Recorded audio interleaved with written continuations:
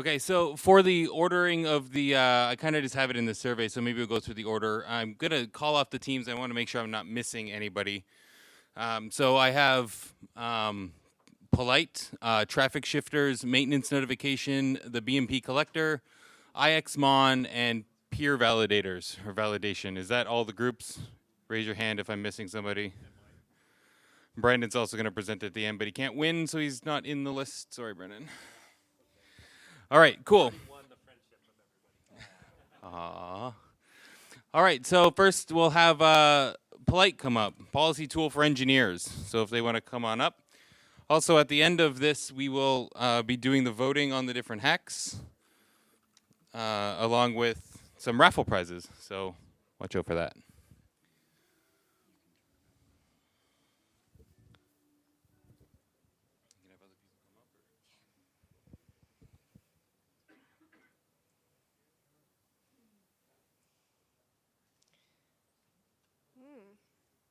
Does anyone know how to share thing on a Mac? Because I have no idea.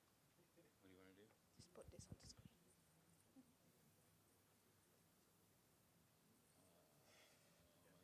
Yes. Thank you.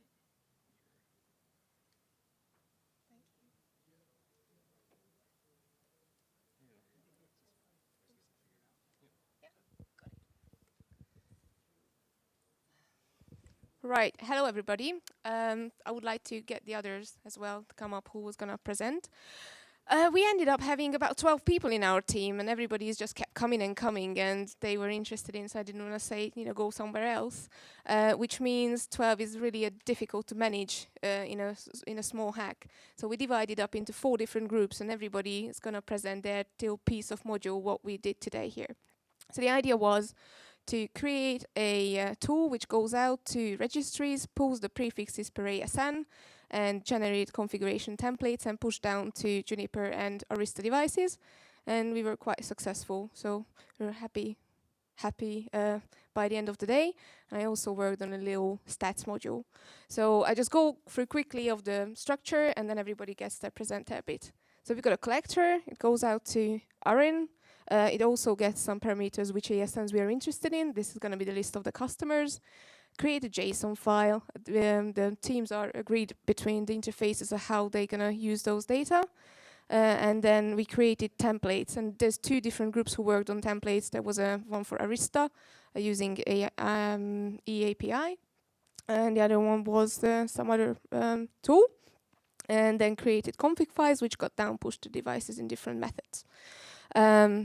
I just present my bit first for the statistics. So if you do this tool in production, it will take some time to do so and some resources. And it's important for management to understand what they can win with this tool. So just created a quick JavaScript tool to show you what you can win with it. So for now, we have 4 peers. You can't really see, but the AS numbers and the customers now names aren't there. The last one is Microsoft, and it shows you how much prefixes you receive from it today, which is over 1,500. Others were not that significant. And then the other one shows you how much it changed since April. So you could see Microsoft had an extra 10, this one extra 7, this one extra 5. If you've got multiple instances is changing, you need to create a change request, you need to create follow some processes, which takes up time. If it's done automatically, you save time and money. Thank you very much. The next one is the data team. So our team was responsible for writing the piece that actually collected data from, we ended up using RADB. We were disappointed to find that there is no nice RESTful API for this. So we ended up using Whois and grabbing the data that way and collecting it together, putting it out in JSON format for the next team to use.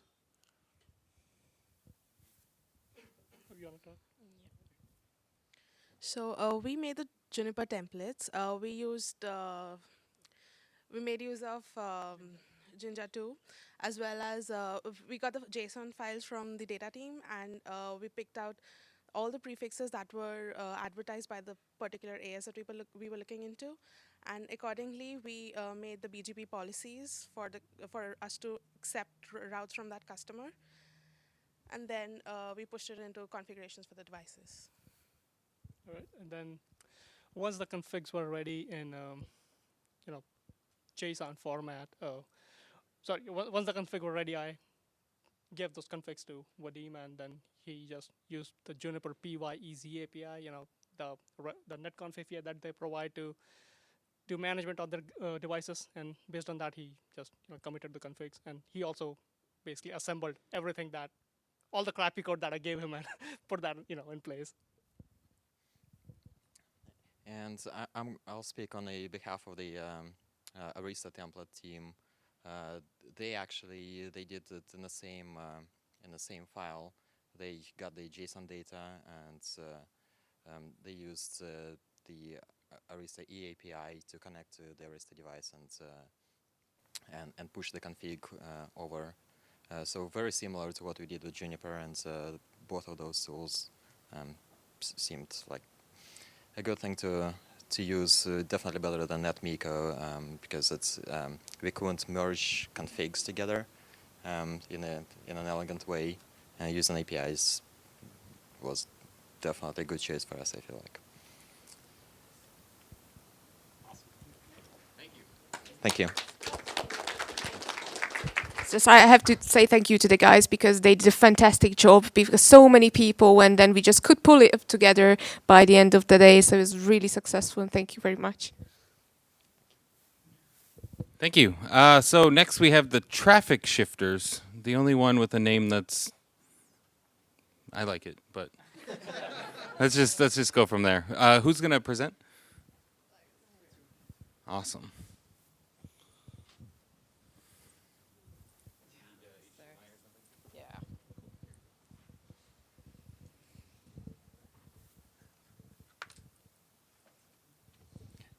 Okay, so while she's setting up, just to let you know, we've run into quite a few scenarios where we're trying to upgrade devices in our network, and if you're at a hyperscale network, you know that trying to do that manually is an absolute nightmare. So what we've developed is a program that will go through and upgrade, basically in a clause type architecture. We'll go through and shift traffic from either A to the B side. If you're Oh, here we go. Okay. So from the A side to the B side so that you can upgrade the A side, and then run health checks, make sure that everything's good post upgrade. And then we'll shift traffic again from the B side to the A side so you can upgrade B. So we worked on a process to essentially shift traffic from A, upgrade A, and then shift traffic back onto A so that it all is good. So we didn't complete it in upgrade B. We're just doing A at this point. That's all we could get done. So here's moving traffic. Yeah, sorry. So here we're moving traffic off. It's a command line tool. You specify your host name, your user, your pass, the action, which is either move off or move on, as well as the devices that you need to check to actually confirm that those routes are withdrawn or on there. And so it just runs through, it tells you it's connecting to the route. So that's so 52.24 is the VMXs in our network topology. And then it's checking all the 10 dot addresses, or those are the spines. So it's actually checking, and it confirms that traffic has been moved off those devices. And then you can run your upgrade on that specific device, which takes a little time.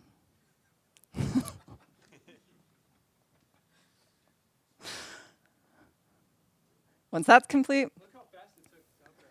I mean, that was part of my code. And now we're going to go ahead and change this to move on. By the way, one thing to mention too is that the Junipers are advertising a default route to the spines, the Arista spines. Okay, so that's basically how we're shifting the traffic. If A side is no longer advertising, then traffic's not going to take that path when it egresses out to the internet, right, to the edge. So when we move off, we stop advertising the default, we upgrade, then that device that needs traffic again will just start advertising the default to this spine layer. Yeah, so the check is to actually see if the defaults are there or not, to verify that traffic has been moved, so. So then, Yeah, and it's actually mostly functional. This works. You can do this. Like, it's actually moving, like, this is actually confirming everything on the router, so. so yeah, it would just reverse the process for P. So we just got a really rudimentary upgrade and process done. So,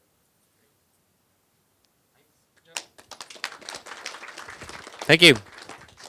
So I think the next one, I probably should have just said this ahead of time, but next we're going to have maintenance notification, and then just so people know, the BMP controller, IXMON, and peer validations. So here we go. There you go, whoever's going to talk.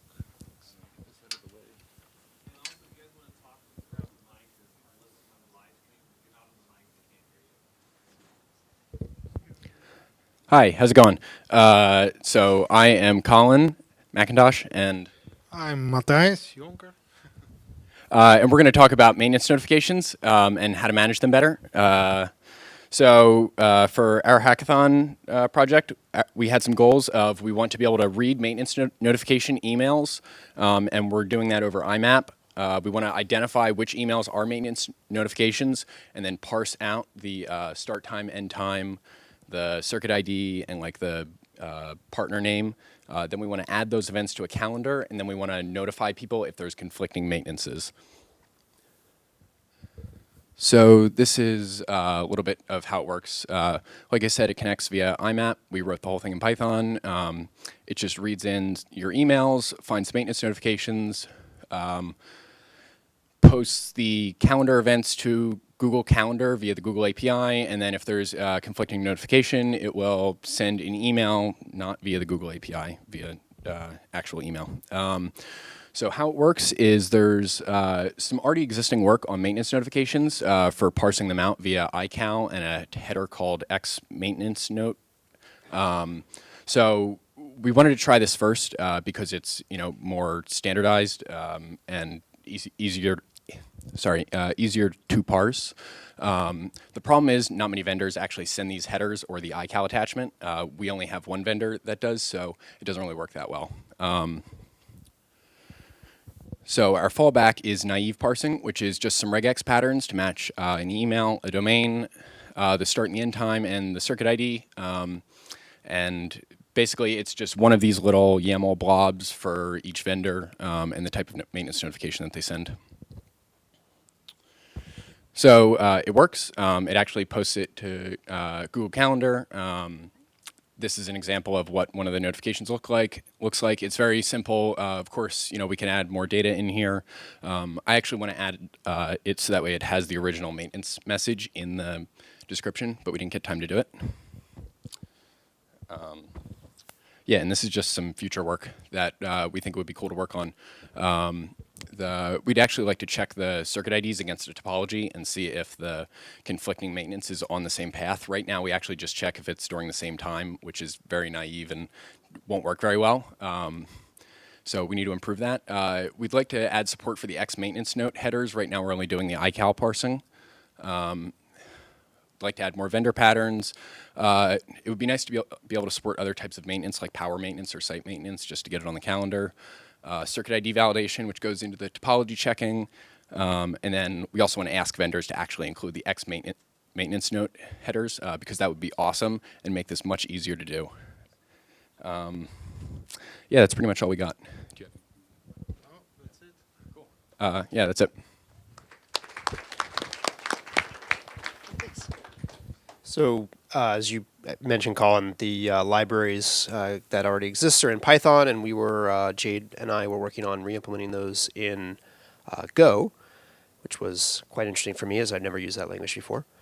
And we made some pretty good progress. We got the examples duplicated in a very hacky way of taking iCal data, generating JSON for that, and then on the other direction, taking raw data and then generating the iCal in Go.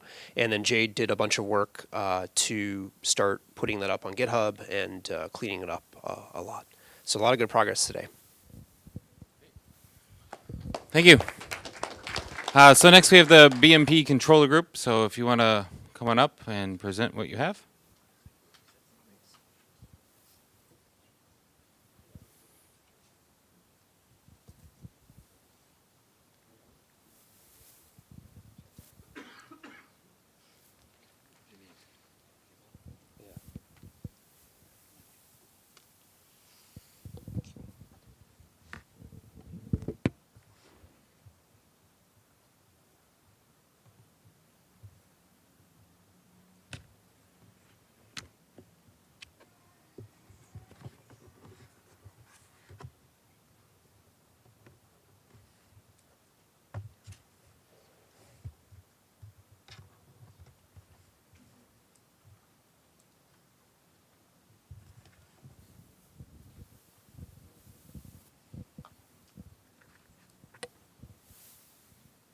Okay.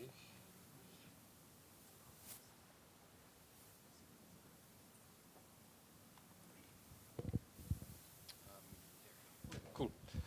Okay, this is on. So let me kind of explain what we were trying to do in the first place. There was quite a lot of stuff that we actually had to finish to try and see if we can piece this together. I think we're sort of halfway there, especially in terms of getting most of the routes that we need into a Redis database. We'll sort of explain some of the pieces that we were working on. The primary goal was I can have as many routers as I want in my BGP network. And the primary goal is to make sure that each router does not actually push any routes into the RIB as part of the BGP process itself. Instead, the BGP processes on all of the routers are only used for establishing the neighbors and, of course, getting the routes here and there based on what's required.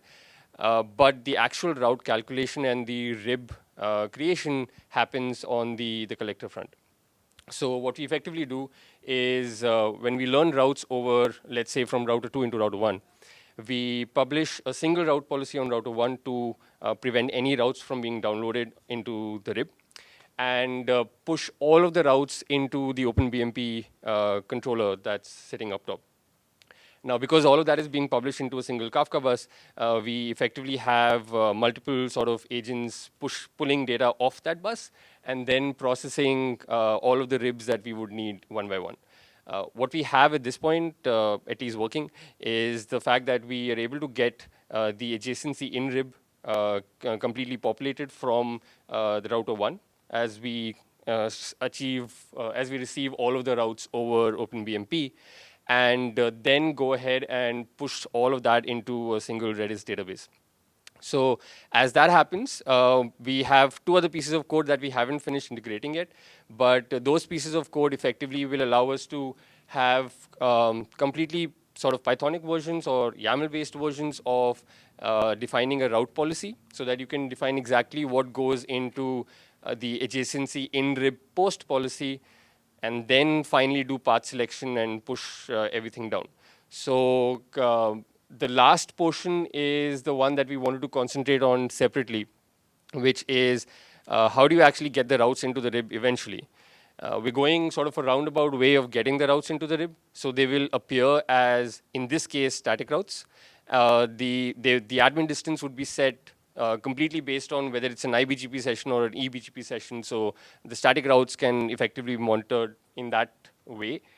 And once you do a redistribute static, your adjacency out RIB just gets populated based on what the controller published.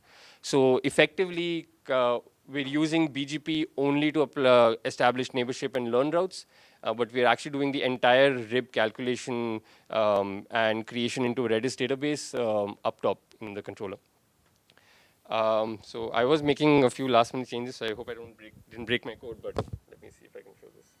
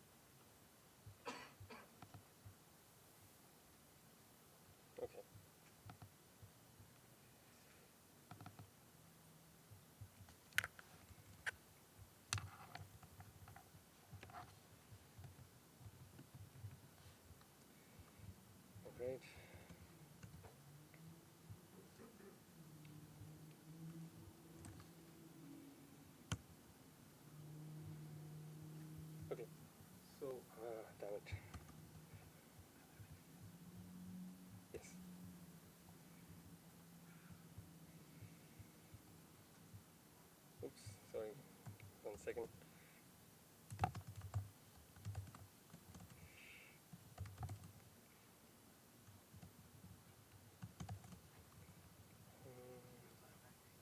Yep.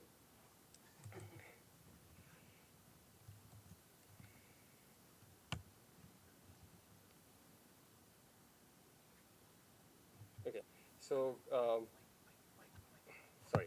Right. So what you actually see here happening is that as the routes are being learned from router 2 onto in through OpenBMP, we're pushing all of that into the Kafka bus, and that's being learned by the threads running and effectively looking at the Kafka events coming in. What you're noticing here is that as each of the routes come in, we're able to sort of immediately understand whether they're add or delete events for each of the prefixes, and we create an entire rib tree for all the routes coming in. The way we at least try to monitor all of the routes is to make sure that we create a tree for the routes. I don't want to get into details of all of the code, but effectively we are mirroring what BGP would do on the router, but do it on the controller only in terms of rib creation. We don't handle updates, BGP updates. We don't handle neighbor messages, etc. So instead of re-implementing a controller which basically does peering with all the routers, we only concentrate on RIP calculation and let the peering and everything be happen purely on the routers themselves. So we're not re-implementing the protocol. We're just allowing ourselves to completely deconstruct all of the ribs in BGP so that the user has complete control over what goes into each rib that BGP handles, which are 4 of them, right? Also, if I can just show you another part of this. So,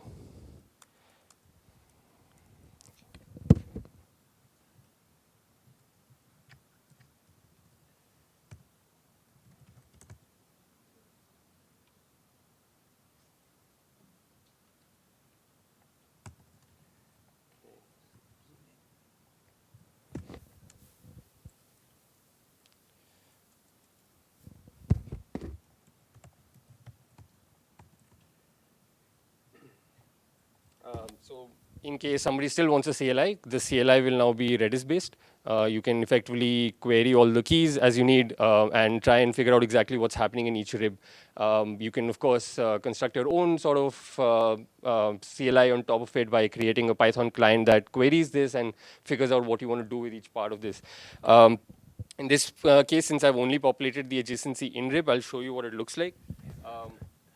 Okay, last part, which is as I mentioned, you'll get all of the routers that have been pushing the data into the OpenBMP collector, along with the hashes corresponding to each of the routers.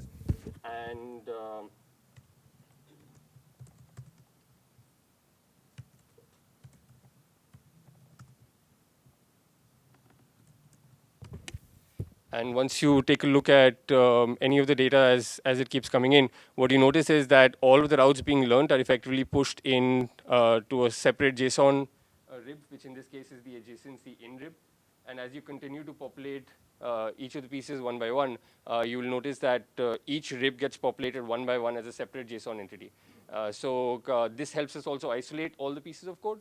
So as you go ahead and provide your own logic for route policies or own logic for path selection, we can do that, or we can fall back to normal BGP path selection and route policy concepts.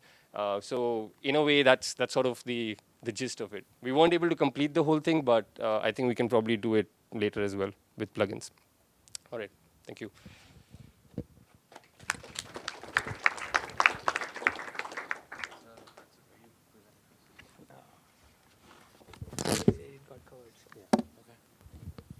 All right, thank you. So next we have IXMon. So whoever's presenting for IXMon, please come on up. I think you're split into kind of 2 groups, but you can just both come up and do it at the same time.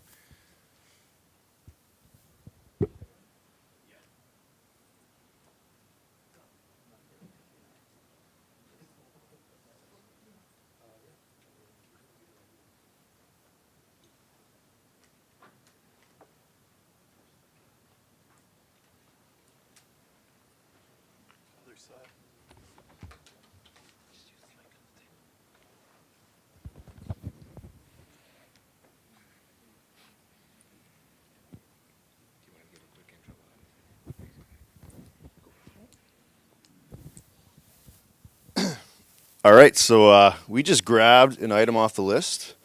I'm not sure who added it, but whoever did, thank you. It was measure WAN link latency router to router and check for changes. So we took this and tried to apply it to peering exchange. So we set up a Django backend. So you could actually create router objects, define exchanges, and authentications for all your different devices, as well as peers and track polling from your edge device to the other peers. So the idea is we used the PYEZ, and when you send a poll, it'll actually log into the device and then poll whatever peer you like, and then measure the latency and record it back into the database. Based on that, you could take some other actions. If you're seeing spikes in latency to certain peers, you could automatically tear them down. If you're seeing spikes to certain peers on the exchange but not others, it might help you identify some congestion issues or something like that. But we never got to that point. What we did get to,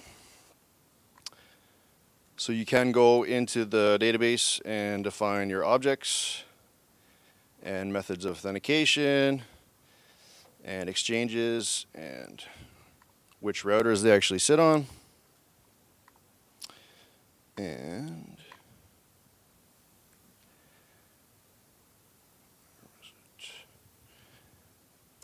so you can send polls from a device to another peer that it's connected to on the peering exchange.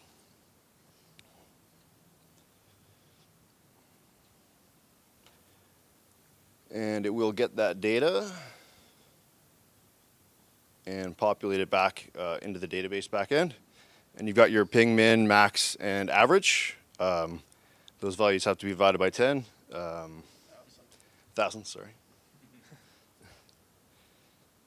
And you can see each one. The idea was to also take this data and maybe put it into Plotlib so you could graph it based on a specified range, but we ran out of time and didn't get to do that. You want to talk about the one you did?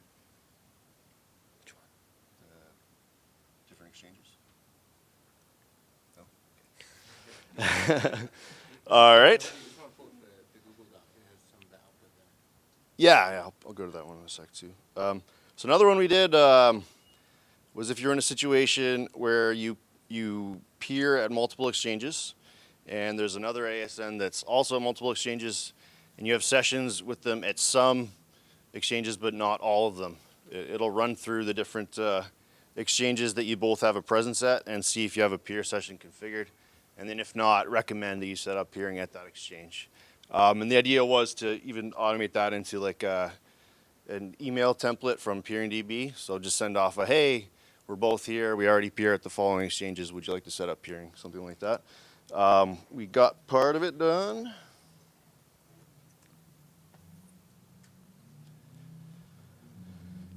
So it grabs data from PeeringDB, and it grabs data from this backend here as well.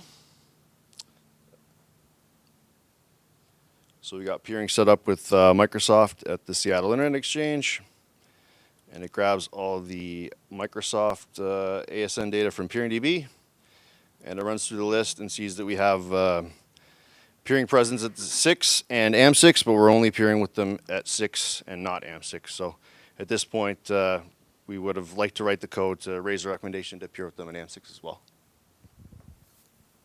That was it.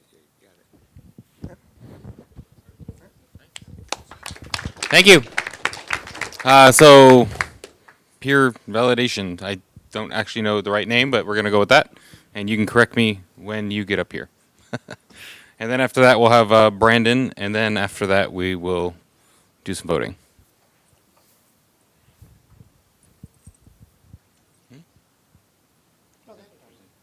Oh, you have the dong. Should I bring mine? Yeah.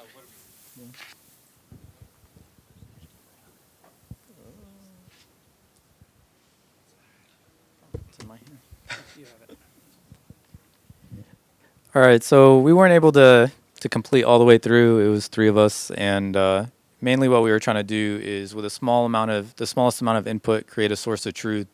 On that source of truth, basically have a model created for for every given device.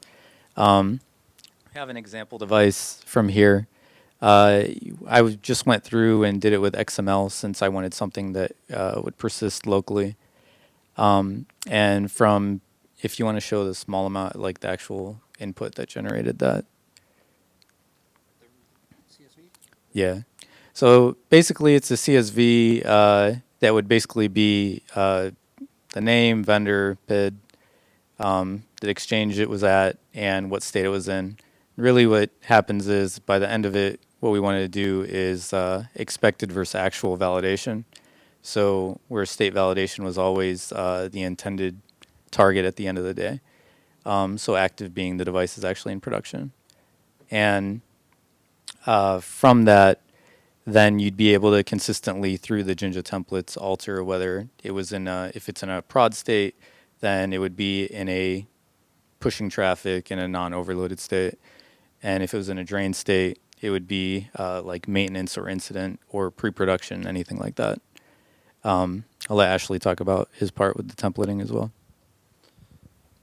Sure. So I started out trying to solve all of the world's problems and didn't think of this very hacky and thinking it was like a final production design. So I had 10 different Jinja models and nesting, and then by the end I had 2. They were very 20 lines long each. So in the end I did get towards the end, but we ran out of time to actually integrate the data source with the Jinja, but they both do exist. It's a matter of just unifying the namespaces. But it does sort of point out one of the things that we did in our group that I think is interesting in terms of hacks, like what went wrong, but I don't know if it was necessarily wrong. We all went for things that we hadn't done before.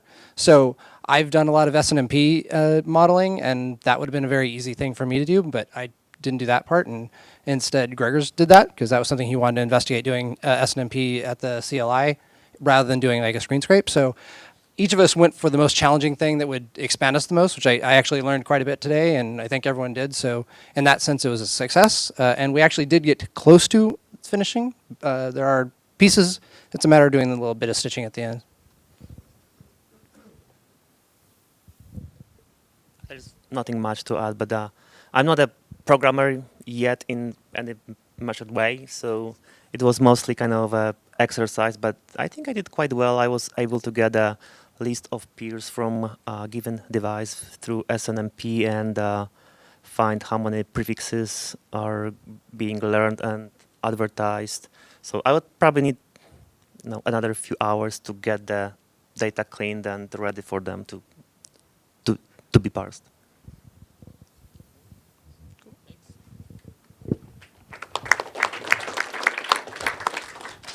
Thank you. Brandon's got one last thing to present.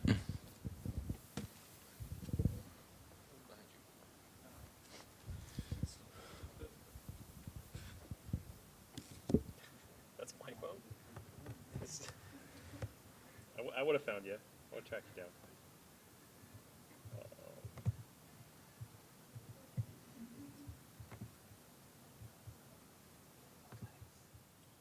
Hey, everybody had to do this on OS X too, man.